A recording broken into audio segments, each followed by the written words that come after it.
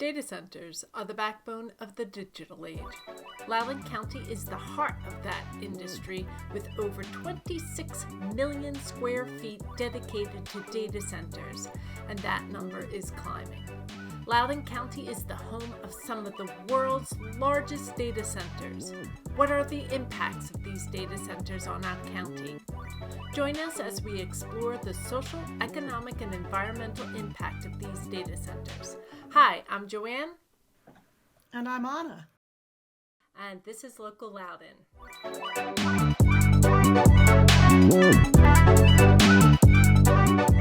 sure you've heard that most of the world's internet traffic comes through Loudoun County, Virginia. And that's because the world's largest concentration of data centers are located here.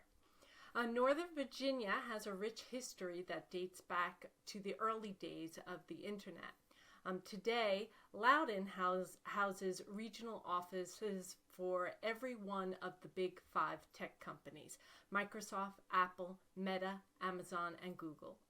While proponents of the data centers in Loudoun County argue that they bring in significant tax revenues and create jobs, critics are concerned about the environmental impact of the data centers as well as the energy and water consumption. And frankly, I've heard from many who have said that they are an eyesore to a once beautiful landscape. Despite these concerns, Northern Virginia has seen a 43% increase in data centers square footage since 2018. The region is expected to attract more data centers and tech companies in the area in the future. Today, we have with us Julie Bolthouse with the Piedmont Environmental Council, Carl Hart with the National Parks Conservation Association, and Ann Bennett with Sierra Club of Virginia Chapter. I hope I said everyone's name correctly. Yes? Okay. So I thought we could start with the tax revenue, because when I posted on Facebook, why do you hate data centers? Because I live in a bubble, I'll admit it, and most of my friends on both sides of the aisle hate data centers. However, I got a huge response back that says it brings in a lot of money. So, yes. So data centers do bring in a lot of revenue, at least under the current system that we have, specifically for the machinery and tools tax. That revenue from all of those servers and other equipment that are in the buildings is significant. And Loudoun County, I believe, is up to almost 1/3 of our general budget actually coming from real estate and sales tax revenue from, or not sales tax, but machinery and tools tax revenue from the equipment within those data centers. And so it's not untrue that they do bring in a lot of revenue. The question is, there's 2 questions that I am concerned about as a Loudoun County resident and as a mother who has 2 kids in the school system here, is that having so much of our revenue tied into one industry is very worrisome, because it kind of makes us a bit of a company town. If you think back to the industrial era and what happened to those towns when industry left or when technology changed, it was pretty impactful. So that's one aspect that I am very concerned about. The second aspect that I'm very concerned about is any changes that happen to the tax code. So if the depreciation schedule is changed, or if the rate is regulated in such a way that Loudoun County can't set it as high as we have it currently, or if there's changes made that just simply doesn't allow localities to collect so much of this revenue, or they have to share the revenue with other localities within the state. So there's all sorts of changes that could be made.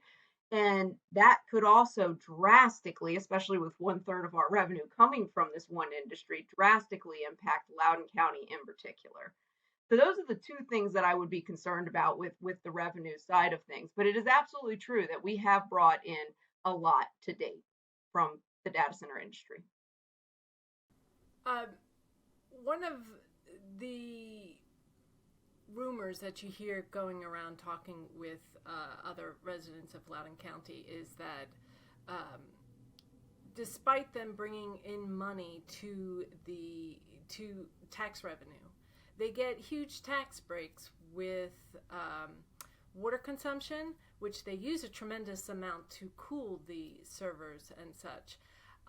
I am unaware and could not find whether there was truth to this. And actually, I'll ask Anne, who you're with Fairfax, and you have been slated for some data centers as well, haven't you? Yeah, I'd say that some people who live out on the border with Loudoun County are now sort of calling the Sully District the new Fairfax's mini data center alley. So Fairfax is appears to be very interested in competing with Prince William and Loudoun County for some of the business. I just wanted to add, if you don't mind, to what Julie said, is that there are different revenue streams depending on the level of government. So the localities are really thrilled to get the local tax revenue, but we all pay both as ratepayers and for the infrastructure and as taxpayers at the state level, because we subsidize not all data centers, but those who are part of, meet certain criteria, get state incentives that our tax dollars subsidize. So it's not just, every level of government needs sort of a cost benefit look at what it costs and how we benefit. So it's not that simple. So and I think the state subsidies are approaching $1 billion. And that will be accelerating now because of the numbers of data centers that are being cited and the growth of the industry. Yeah, and I would just add on to what Ann said there that what we really need to have is a cost benefit analysis, and that's what we're hoping to see come out of. There's a JLARC study that's been approved in the Virginia General Assembly this year, and we're hoping that they do a robust cost benefit analysis of all these subsidies that we're giving, and then what the state is getting back in return. Hey, Julie, would you mind just if you can give me what JLARC means? Oh, I'm sorry. The Joint Legislative Audit and Review Committee. Is that right, Kyle? Do you know? I'm not completely sure, but Either commission or committee, yeah. that was close. Commission, maybe? Yeah. Yeah, it might be commissions. Anyway. It gives us some context anyway. I was actually trying to Google it. I'm so used to using the acronym that I have also forgotten what it means. It's the problem with being in the business, right? We're big fans of our acronyms, but yes, it's the Joint Legislative Audit and Review Commission is what it means, and that and they have the ability to take on JLARC has the ability to kind of take on studies every year, and they sort of internally decided that data centers would be one that they would take on this year. To Julie, to sort of build on what Julie was saying. So JLARC is doing the study. What we are pursuing in the General Assembly, among other things, one of the things we are pursuing in the General Assembly is a line item in the state budget to support JLARC in the study, right? This is going to be a very for it to be the right study for the state of Virginia. It needs to be comprehensive and look at all of these different things. It needs to look at that cost-benefit analysis we were talking about, as well as water use and energy use and climate impacts and land use impacts and all of these other things, right? So that's going to be comprehensive, and that's going to be intensive, and I think, to be quite frank, it could be expensive. And so there's going to be a line item, and I think we're going to get into legislative priorities here in a little bit, but there will be a line item in the Virginia General, the budget this year, to support JLARC in that study, and we're looking to make sure that becomes, part of Virginia's budget for the next year. Moving on, one of the things that have come up in talking to other people was how these buildings can be built. If they can be built underground, I heard, can it be made into a skyscraper and all in the skyscraper rather than have them all over taking up acres and acres of land? has any thought been put into the way it can be built? Because the biggest complaint is that they're ugly. That's their biggest complaint, and I'm stunned, but that's their biggest complaint. But it was one of my complaints, but yes. So and I'm sure Ann can add on to this too, because they actually have one of the tallest data centers in our region being proposed in Fairfax County. But they can be built in all sorts of different ways. There's one in Pennsylvania, I think Iron Mountain, that's underground fully. There's ones that are on barges out on the ocean. They are built they're built in the Arctic areas. They're built, I mean, they can be built in a lot of different ways. They're talking about building them on the moon, and I honestly think that they're serious. And so engineers, I'm yeah, okay with no, that. I'm I like I'm that. married to an engineer, and I always joke that engineers can do anything. It's just a matter of should they. And so You know, I'm married to an engineer too. I will tell him yes. that. So I mean, there's a lot of different things being pursued. That being said, I think the attractiveness of data centers is in the eye of the beholder. I mean, personally, I've not been too bothered by the actual look of them, more about the scale of them in certain places, and just the fact that they're not conducive with a pedestrian environment, and they're kind of they hover over you, and the fencing makes it difficult to have connectivity within the community. It basically makes it a non-pedestrian friendly environment. And so that's more of my overarching concern about the look of them. That being said, there's skyscraper data centers in big cities like Singapore and other places. The issue is how much energy that they require. And if you concentrate that much power in a single tower, let's say, then you have to get power to support all of that. And they also have backup power as well. And so you have generators that are piled up behind the building. I mean, it becomes very, that you have to get very innovative about how you're going to make that work. But I'll let Ann add to that. Yeah, I definitely agree with Julie. I said at first we were hoping that it would be up or out, but now we're seeing these campuses that are building, 3-4 story high. Like if I'm thinking of one in Ashland that's proposed, I think some of the buildings are 150 feet high, but it's also a huge campus. So they're building up and out. And, Julie's absolutely right. What we're really, really concerned about is how to meet energy demand, because, we're looking at something, well north of 13 gigawatts. Kyle and Julie and I just worked on the digital gateway rezoning project in Prince William County, and that's about 3 gigawatts. And, Dominion has suggested that they need at least 13 gigawatts, but we know that doesn't include all of the proposals that have been announced or are in the pipeline. So, you can throw all sorts of crazy energy numbers out there, and no matter how the building is configured, it's really unclear how we're going to meet energy demand, much less clean energy demand, because these numbers are really hard to understand. They're so big.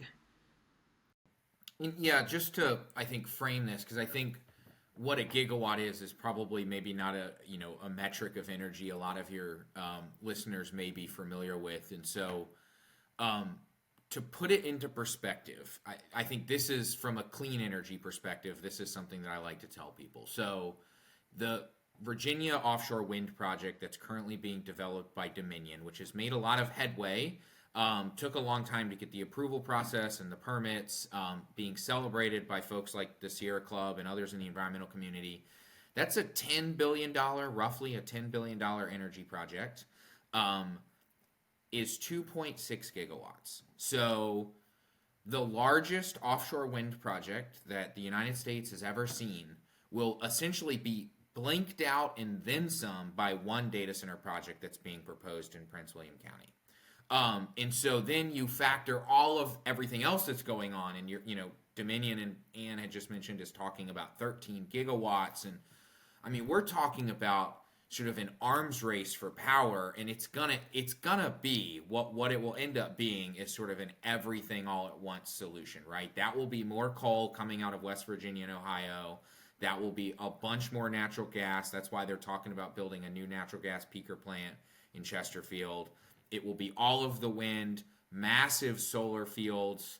And so what we're talking about is this cumulative impact to support this one industry, kind of something that the region has never really seen, right? And so beyond, we've talked a little bit about how data centers look.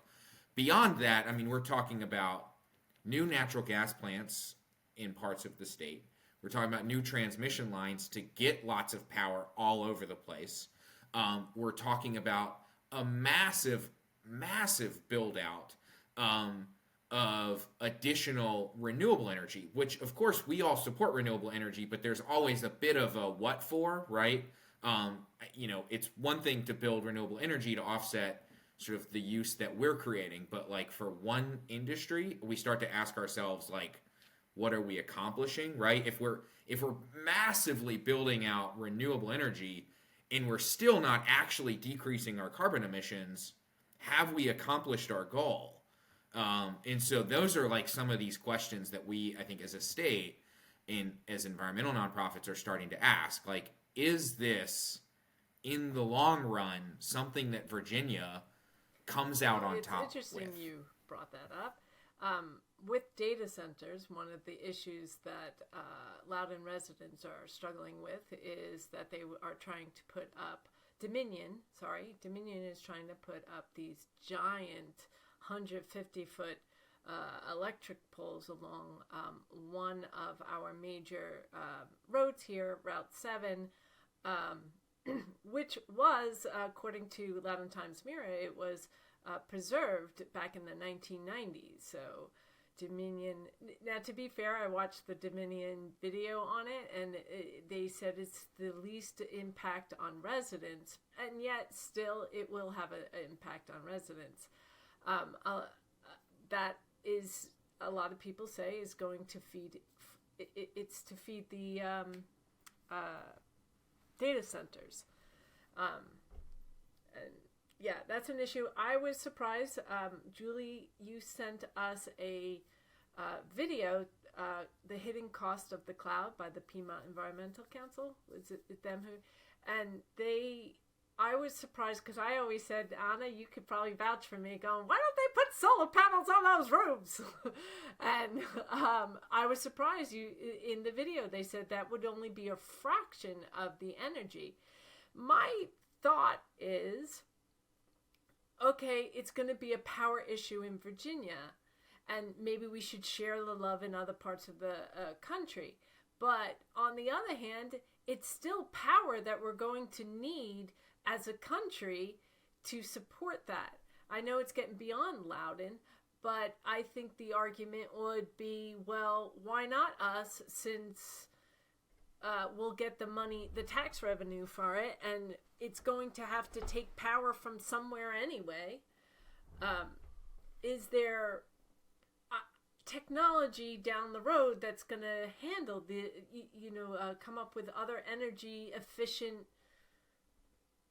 buildings, I guess is what I'm So thinking. a couple things there. So first of all, I would say just because it only is a fraction of the power to put solar on the rooftop doesn't mean they shouldn't do it anyway, and shouldn't put it over the parking lot. So I'm still encouraging them to integrate solar into the facilities, and I'm really annoyed that we don't have data centers that have some renewable solar panels on their parking lots around here. It doesn't make sense to me that they don't. But that being said, there is a lot of talk about on-site power generation. And again, as a Loudoun County resident, I'm very concerned about what they're talking about, because honestly, if you start looking at the industry publications, there's two big ones that they are looking at. The one in the immediate term is natural gas on site, natural gas generators or natural gas turbines in some shape or form.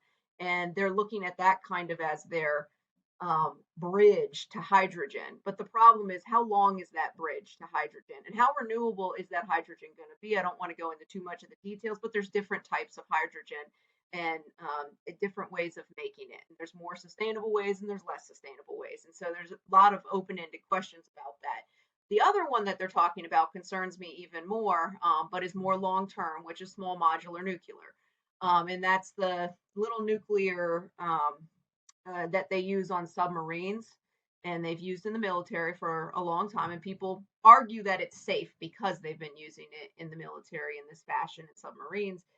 The question is, at scale, is it still safe? And what do we do with the waste? Because, I mean, a submarine is one thing, a data center campus that's using, like Digital Gateway, 3 gigawatts worth of power, or 500 megawatts, which is, much smaller, but still much larger than what a submarine, um, would be using. Do we actually, is that still safe, and what does that really look like when you're talking about a place like Ashburn? And then the other thing is, we don't really have a system for doing anything with the waste of these facilities. So nuclear in this day and age, and please correct me if I say anything wrong here, but right now we store it on site. I mean, that's there. We don't have a nuclear waste depository or a way of transporting it in a safe fashion to some nuclear waste depository. So those two solutions are like, okay, I'm not sure that those are the best ones to look forward to. I would say that really what we need to be seeing more of, and I hope that the industry will move more towards, is energy efficiency improvements on site. And we've heard from experts in the field that there is a lot that they could be doing to decrease their energy usage in the cooling and in the IT.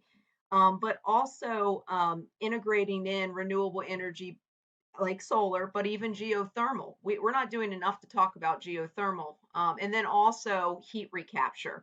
That's a little bit more advanced, and they are doing it in places like Germany. We could see more of that here. And heat recapture, just so you know, is taking the waste heat from the facility that would be having to be handled by cooling equipment and taking a lot of electricity, and then reusing it within our community, such as, for example, in like Oh, greenhouses or in, um, you know, oh, yeah, or in interesting. apartments or something like that. I read something about the hydrogen and the natural gas sources, and I got the impression that was for backup It generators. can be, yes. And that, I mean, honestly, hydrogen is kind of like battery storage. And you probably know more about this than I do. But I mean, that's really where you talk more about hydrogen is in storage of energy. And so it's talked about a lot in like hybrid vehicles or as generator fuel. So it's not likely to slow down any of Dominion's No, growth. not in the near term because we don't even, yeah, go ahead, Ann. Yeah, I want to say that I think what we've experienced up until now is like one paradigm, but what we're expecting now with artificial intelligence is really a game changer. And that's Yes. why, some people are talking about nuclear, which really isn't ready for prime time and certainly not ready, even if you believe in it and support it, it's not going to meet the demand that Loudoun has identified, in the next 2 years. And it's incredibly costly. So we're seeing this industry shift because artificial intelligence demands both far more power than just what we're used to with our phones and the applications of daily life, and it also is going to require a ton more water for cooling because current cooling methods cannot keep up with the heat dissipation that artificial intelligence is going to require. So it's really a legitimate problem. I mean, none of our organizations are against data centers. What we are for is a viable solution to the land use, energy, and water problems. I mean, when I say problems, I really mean a crisis because, we read about chat GPT and we read about efficiency in healthcare, and there's some very, very good applications. The energy, water, and carbon costs that we are expecting are we really can't even quantify at this point.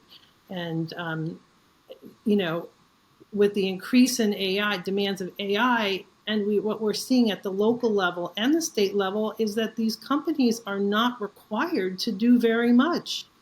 Mm. We talked about many of these local applications do not require one solar panel, even just to keep the office lights on. So when you're in a situation where your grid cannot provide enough power, you need every it's not an ounce, but you need every watt you can find, basically, because all of the other sectors, the transportation sector, the commercial and residential building sector, all of the energy demand for those sectors are going down.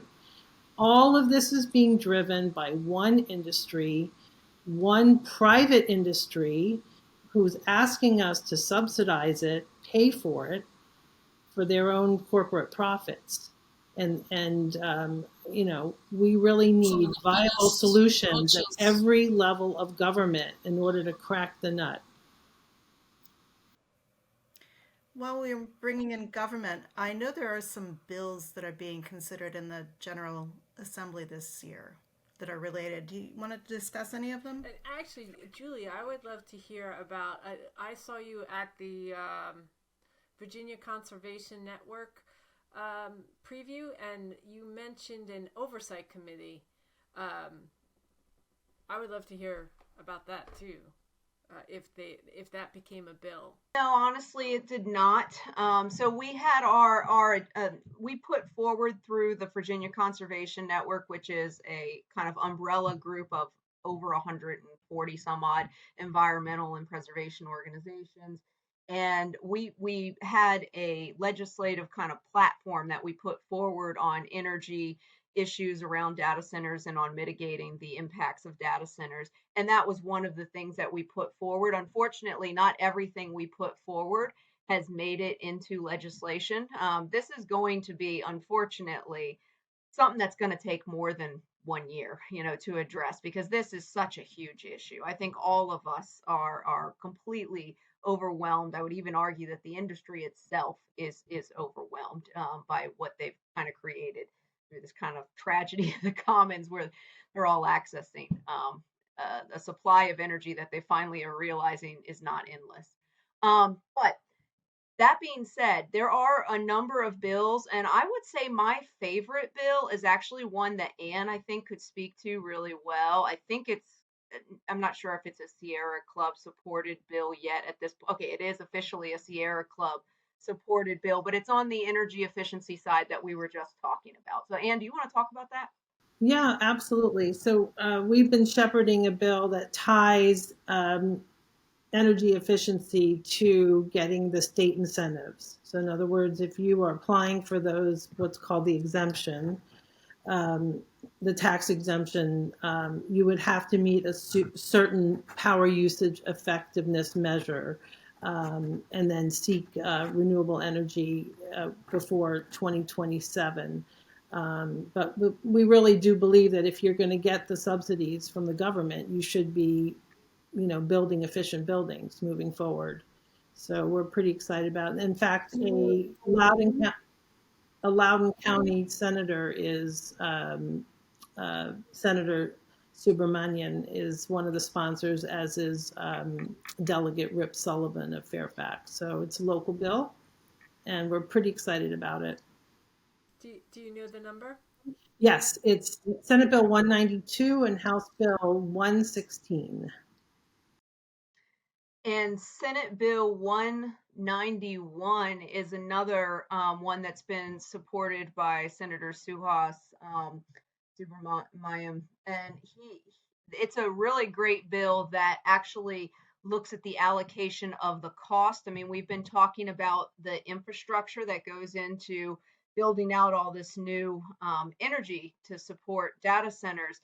And this bill basically requires the SCC to take a close look at how those costs are being allocated, and if we are subsidizing the data center industry, which I believe they'll find we are, and then requires a rate change if we are.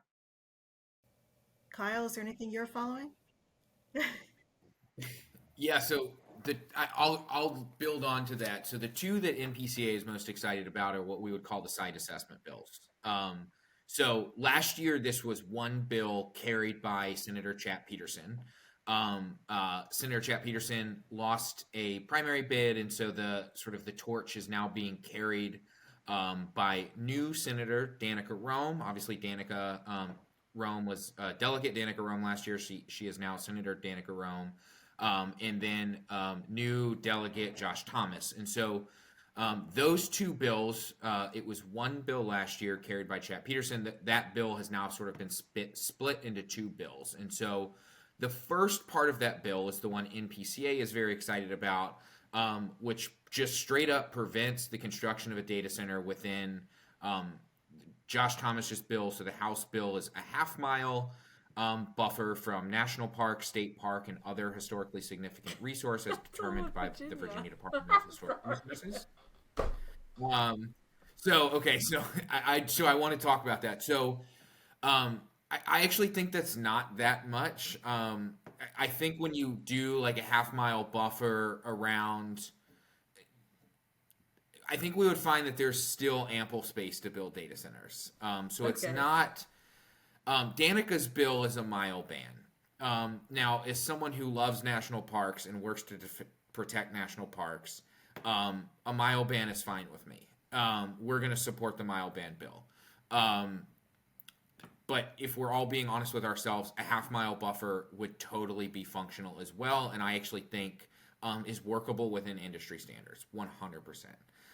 The other bill, which I think is very needed, requires a site assessment before locality approval so it's essentially a disclosure bill, which would require disclosure of energy needs at full build-out, of water needs at full build-out, and then an assessment on how those energy and water needs impact sort of the locality in the region. So how does that amount of energy impact the grid? And what upgrades to the grid will be needed to support that amount of new energy being brought online, right? Are we going to need to build a new Chesterfield power station to support this data center that's being approved by Loudoun? What does that look like? Same thing for the water bill. How does that impact Fairfax Water, Potomac Water, or regional water planning? It's impossible to make those decisions if that information is not public, right? It's impossible for decision makers like boards of county supervisors, planning staff, et cetera, to make that information if the developer of the data centers refuse to reveal that information. So that information should be public and open to decision makers. We're all on the same page about what's being approved, what that looks like in the long run, and how that impacts the grid across the state, regional water supply, and the like. So the two site assessment bills are the ones that we're most excited about. But I'll tell you the same thing that I'll tell anybody. This industry, sort of has a lot of, I don't want to call them problems, but there's a lot of things that need to be addressed and dealt with, right? The tax incentive stuff, the ratepayer protection stuff, the site assessment stuff. And so we're happy to support and will be supporting anything that takes a hard look at this industry and its impacts on natural resources and the state and Virginia ratepayers and our climate goals and everything. Personally, I somewhat think that the data centers are being built in Virginia is because we have such a lack of oversight on them building it. And because I was like, why do they keep building here? But I suspect that's partially the reason. Well, I would say we've also had cheap energy. I mean, that's probably going to change, but I think that's been an incentive to site here as well. And we've had public policy in place to really make it easy and inexpensive. Kyle, did you have the number of those bills so people can go to their congressman and... Yes. So we'll do Senate bills and then House bills. So the Senate bill, the Danica Rome's sort of 1 mile ban bill, if you will, is Senate Bill 284, and then Senator Danica Rome's sort of site assessment bill is Senate Bill 285. Both of those bills were referred to the Committee on General Laws, which meets on Wednesdays. We still don't have a hearing date for either of those bills. Then the two other bills, the Josh Thomas bills, is House Bill 337 and House Bill 338. And 337 is the half-mile ban bill. And like I said, that bill and that buffer distance, I think, is totally workable in sort of as a fair compromise between the 1 mile ban that, frankly, park advocates like myself would happily support and the industry.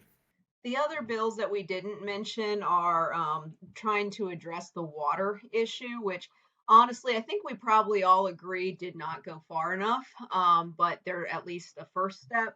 One of them is Delegate Webert's bill. It's basically creating a different, allowing localities to create a different water and sewer rate for data centers.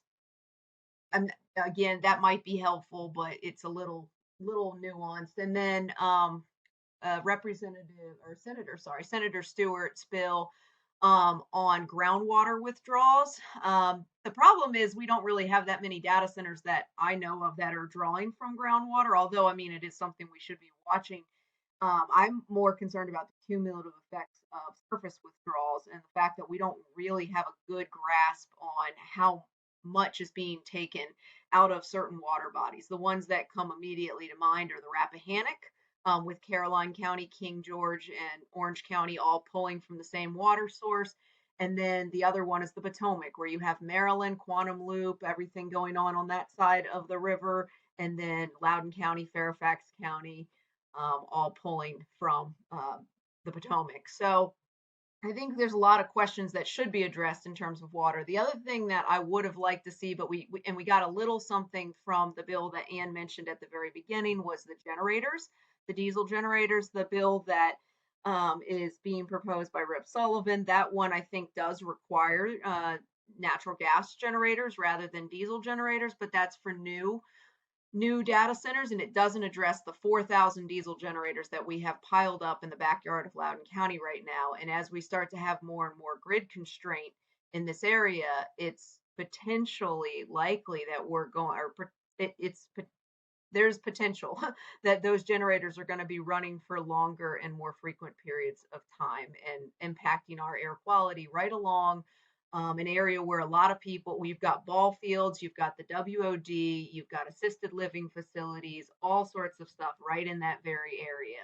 So a lot of potential impact if that starts to happen. Speaking of water, I'd like to ask a question about that. I don't recall exactly which article it was, but someone was quoted saying that they're trying to reuse water, but they can only get up to 25% or 20% reuse because of evaporation. And I thought that's ridiculous. I mean, I've worked with with paper mills, and I've worked with and I'm somewhat familiar with nuclear energy and things like that. You can recover steam. You don't have to just let it go. I was wondering if there's anything going on, for example, in Europe that might address that, because Europe is also very concerned about water quality. So there is a lot of different cooling systems out there, and they vary widely. So you have swamp coolers, which evaporate out a lot of water, and that just is wasted.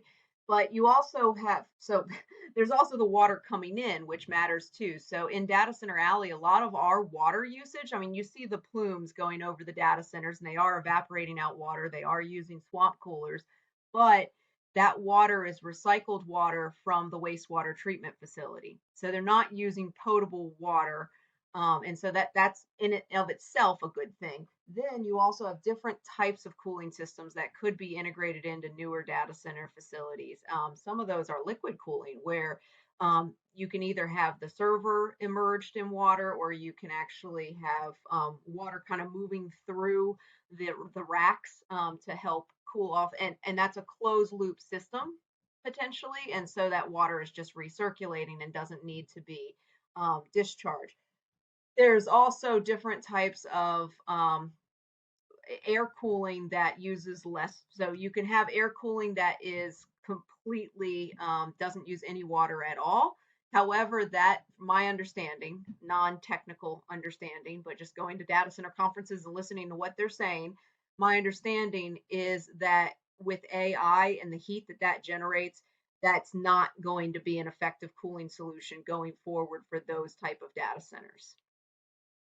because of the high computing power. It has denser racks, and so they create more heat in a concentrated area. And so air cooling by itself isn't going to be enough because water carries more heat. Physics. That's what they say, at least. Well, and it probably doesn't, it probably moves better. It probably doesn't stagnate as much as air would because air is compressible. Yeah, my understanding is that the heat carrying capacity of water is higher than air, and therefore, when you use water to carry the heat out, you're better able to get that water away from your systems, or get that heat away from your system. Sorry. I'll just add that we know that Amazon has contracted in one of the counties downstate for hundreds of thousands of gallons per day. So that, even though there isn't a lot of transparency about water use county by county, that is one clue as to why would they do it if they didn't need it. So one has to anticipate. We don't know what technology they're planning for the campuses, downstate, but one has to anticipate that they know they're going to need a ton of water. And so the water quantity issues are really not well understood, but very scary, I think, going forward when we've seen many drought conditions, even in Loudoun County.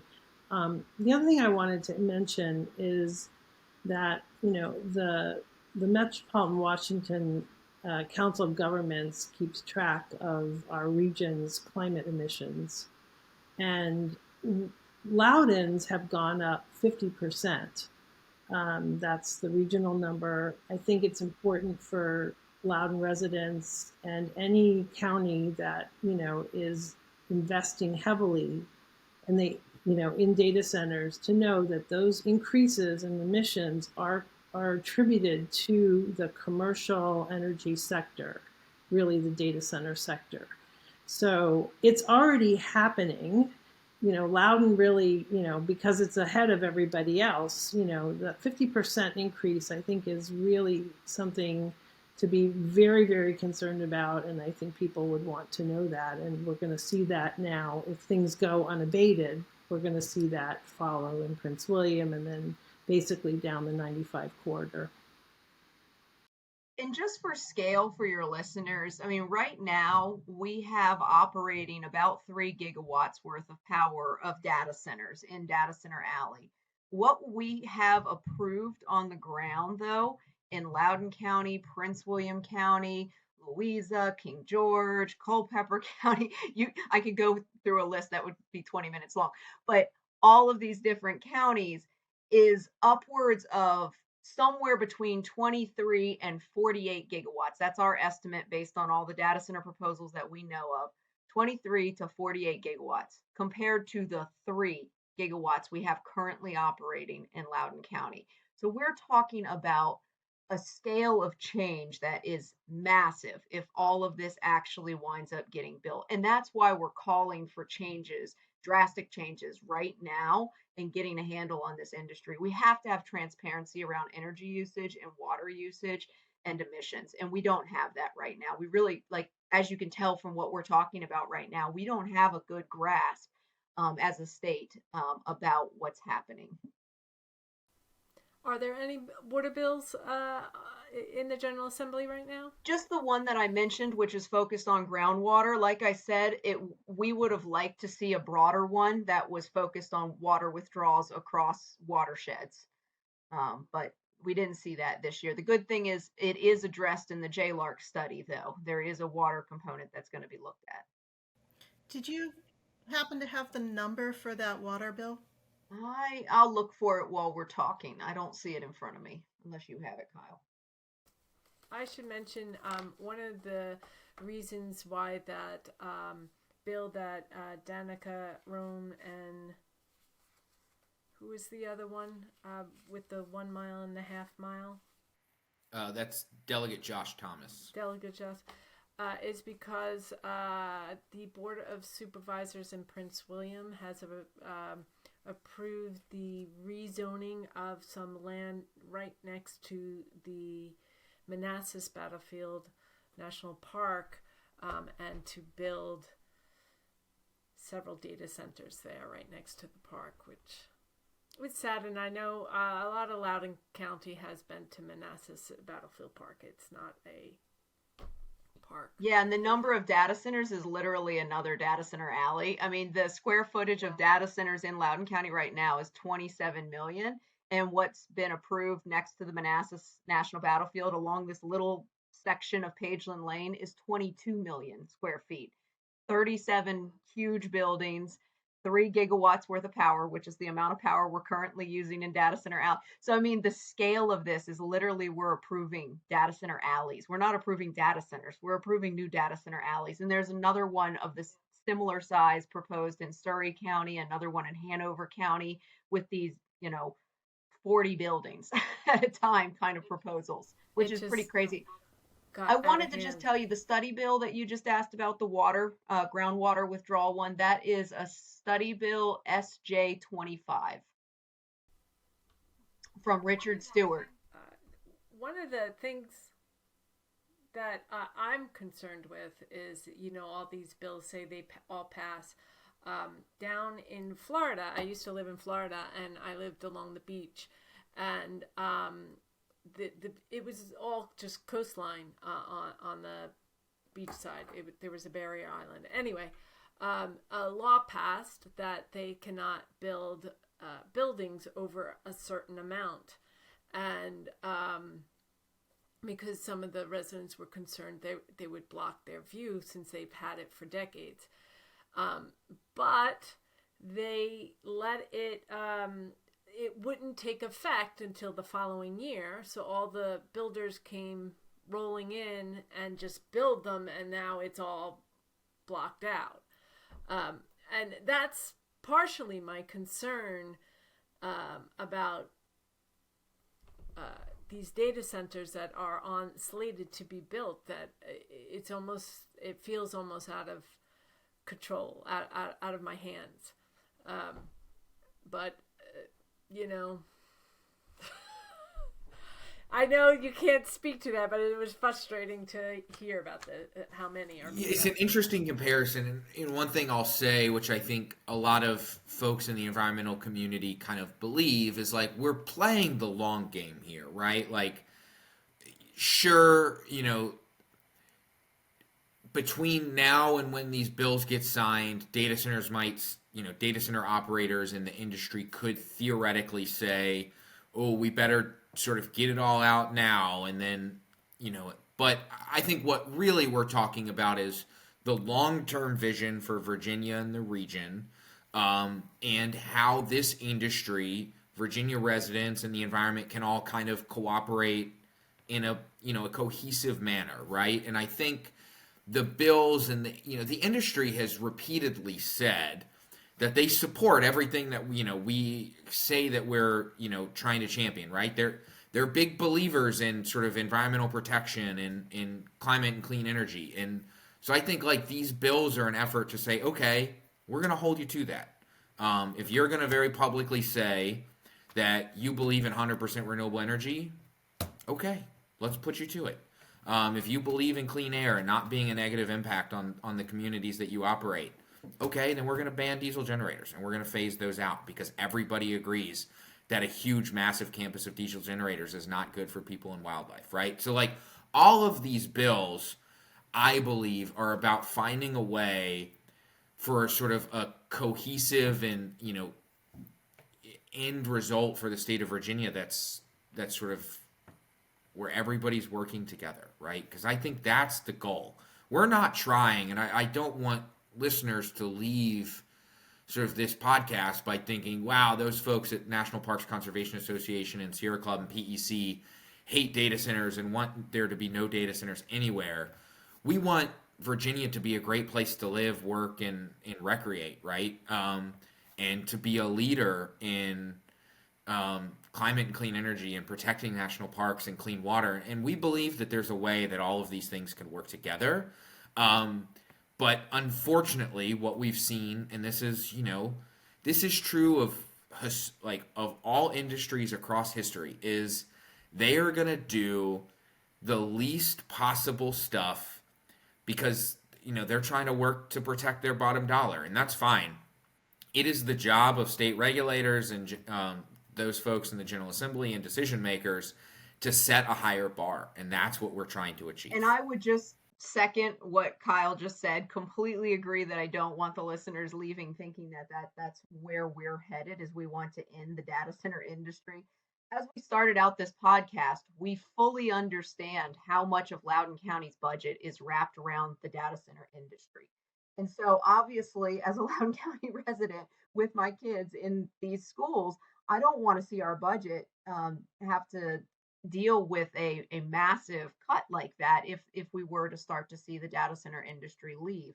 That being said, there is a balance that has to be achieved. And I know tragedy of the commons is not something that most people are probably familiar with as a natural resource, graduate Virginia Tech, though it's like, in my mind, it's so obviously a tragedy of the commons. And the quintessential thing about a tragedy of the commons is that no single player knows what they're doing.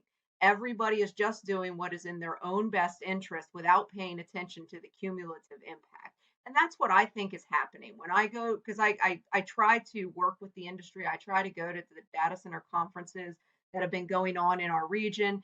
And I try to hear them out and hear what kind of technology is out there and what type of opportunities there are for progress. And what I hear over and over again is this kind of aha moment when I'm talking to people in the industry where they realize, oh, wow, we didn't realize that there was an issue. Dominion keeps telling us, or the utility keeps telling us, there's power. We didn't realize that what that really meant was that we're going to keep building the power in an unsustainable way. And so I think there is a little bit of an educational component to this too. And if we can all come to the table and work together, I think that is our best way out of this crisis. That goes back to the engineers can do lots of things. Sometimes they shouldn't. Or maybe they just need more information to do it in a sustainable way. Exactly. Yes. Anne, any last words as we wrap this up? Yeah, I think it's really past time to really look at this holistically, both the good and the bad. I think it's gone on too long without any real regulation because we haven't seen. I'm glad Julie's seeing aha moments at the conferences, but we haven't really seen voluntarily meaningful mitigations, because that's really what we're talking about. We're talking about mitigations, whether it's land use, energy, water, carbon. We haven't seen it. So it is time for the state government and frankly, eventually maybe the national government, because Virginia is not the only state struggling with possible, going back to fossil fuels because of data centers. We happen to be by far the largest, but there are other centers, other states that are seeing trends reverse. But really, we need all of the players to take responsibility now in finding workable, meaningful solutions. Otherwise, there's absolutely no way that we are going to meet Loudoun's climate goals, the state's climate goals, or frankly, the United States climate goals. Well, thank you, Julie, Kyle, and Anne for this podcast on the data centers. I know a lot of my friends are concerned. This is an issue that Loudoun County residents and I think Northern Virginia residents are concerned about. So that's it for the hour. Thank you. And we'll see you next week. Thank you for having us. Thank you. Thank you for having us. Thank you. That was a great conversation.